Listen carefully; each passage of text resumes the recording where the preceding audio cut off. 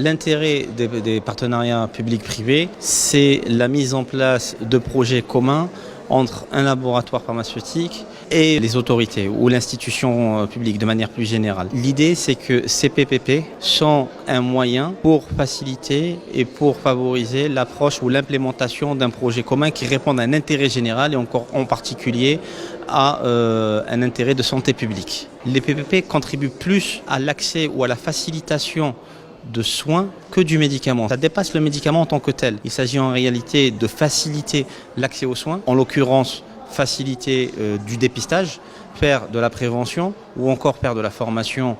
C'est ce qu'on fait notamment avec la clinique mobile chemin de la prévention.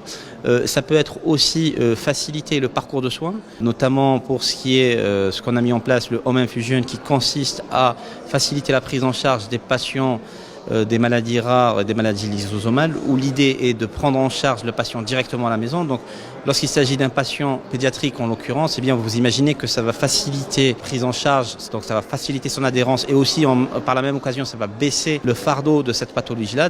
Il aura un meilleur quotidien et donc une meilleure qualité de vie. Il faut savoir que les autorités publiques d'une manière générale sont toutes ouvertes ou en tout cas très satisfaites des projets qu'on a pu mettre en place. Les demandes, elles peuvent se formuler des deux côtés, c'est-à-dire que soit du côté privé, et là en l'occurrence c'est d'arriver avec un projet concret qui puisse répondre aux besoins, je pense que c'est surtout ça. Et de l'autre côté autorité publique, c'est surtout de manifester le besoin s'il y a. C'est le cas avec le ministère de la Santé. Régulièrement, il y a une proactivité dans ce sens-là, où il y a des demandes notamment de faciliter la prise en charge ou l'hospitalisation de soins à domicile en l'occurrence, où il y a des travaux assez conséquents qui sont menés par la DGSS. Donc vous voyez que les services de santé sont très proactifs, mais le tout étant d'identifier le besoin.